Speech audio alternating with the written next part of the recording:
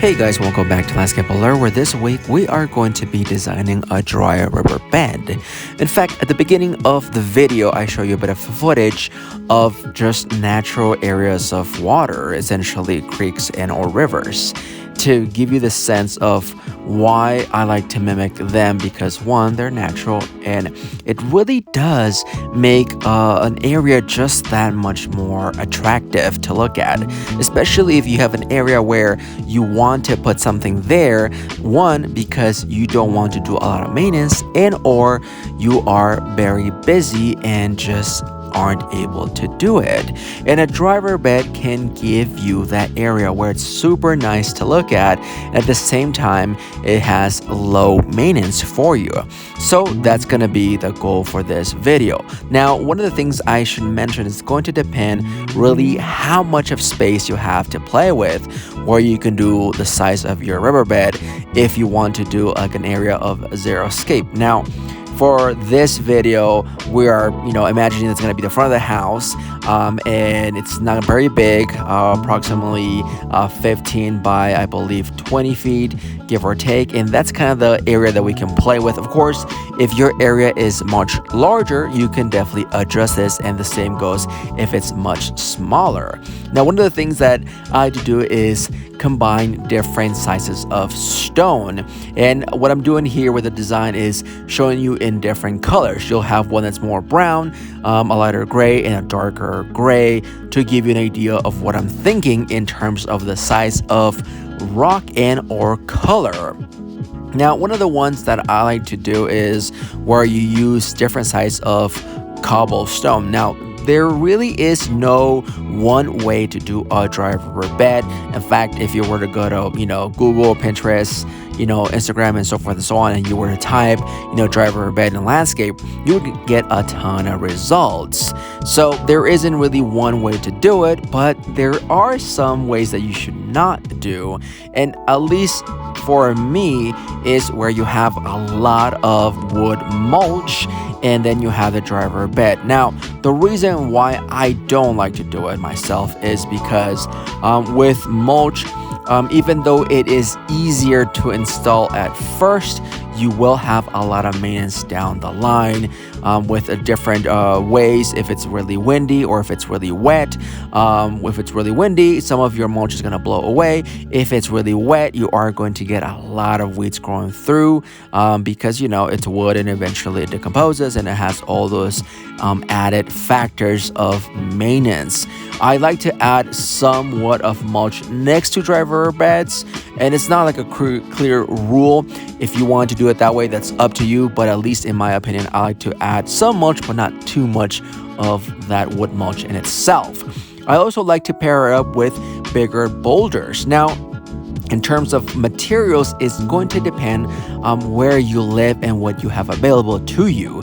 Many parts of the US and around the world, you'll have different kinds of colors of stone and or sizes. There's a good chance you're going to have a good amount of river rocks and granites of different colors, maybe some browns, reds, grays, and so forth and so on. So what I like to do with my dry riverbeds is add a good amount of boulders to kind of give it that real nice look. As you saw at the beginning of the video, there's one where you just see natural boulders that are there next to the riverbeds. So I like to add a few of those. It's going to depend on up to you how many you want to put in, where you want to put them. I generally try to put them on the side of the riverbed, and also some in the actual dry riverbed.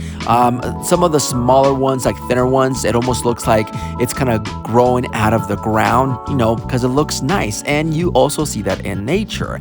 At the same time, I like to grab the cobblestone, the bigger ones, and put them on the side, or what it would divide between the dry riverbed and the other stone, and particularly the flattest part I can find. That would be essentially the edging of the riverbed and the other stone.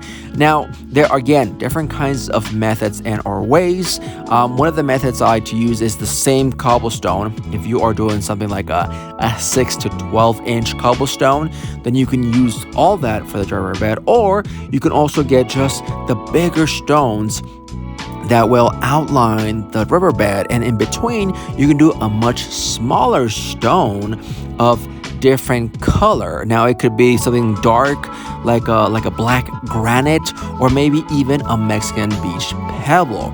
Now, depending on where you are, prices will defer quite a bit, so that's going to be on you and what your budget is for this part if you are thinking of doing this.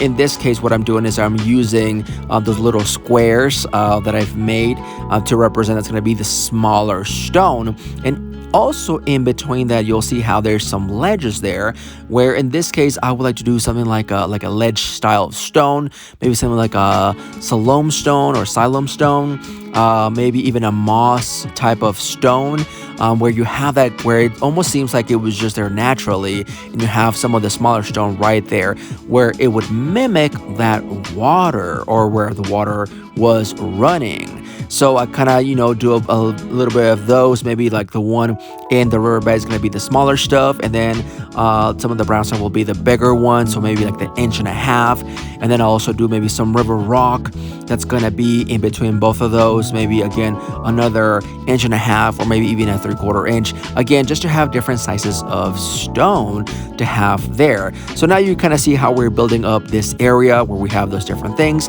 And then we start adding shrubs. Now, shrubs is going to be up to you what you want to do. If you want to do some evergreens, right now I'm doing some of those here, maybe some of the globe spruces, maybe some of the mugo pines, maybe even some of maples, maybe an ash, maybe an aspen if you can put some of those in your area, birch tree. Of course, the list is going to go on and on. It's going to depend on where you are and what you can put in your area. Of course, I will combine those with some of other shrubs, lilacs, roses, Vesperias, Potentillas, sumacs, and the list is going to continue.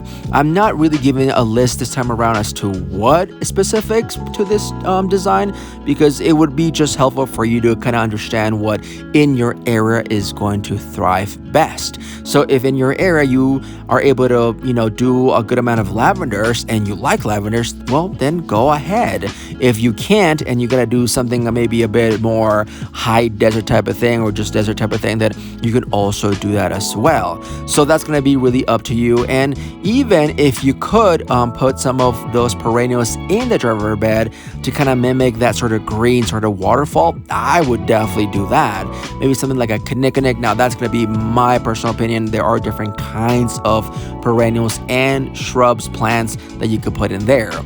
Maybe something that would be more of a low grow, but it spreads. That would be awesome, because it would take over the space and kind of make it flow in itself.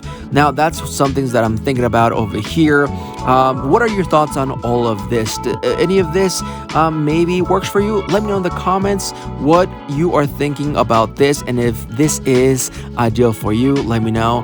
I like to know more about you guys. If you are working on your own project, I like to see a bit about that. You guys can find us over on Instagram and or TikTok over at Landscape Allure. Also, don't forget to like and subscribe and do all that YouTube stuff that we ask you. It does help to continue to grow this channel, especially for anybody that wants to do more in the landscape, even if it's just for themselves, front backyards and all kinds of cool stuff, and have ideas. This is the channel for that. Anyways, guys, Thank you very much for everything. I will see you guys in the next video. And don't forget the motto, which is dream, design, create. And I will see you guys in the next video. Bye.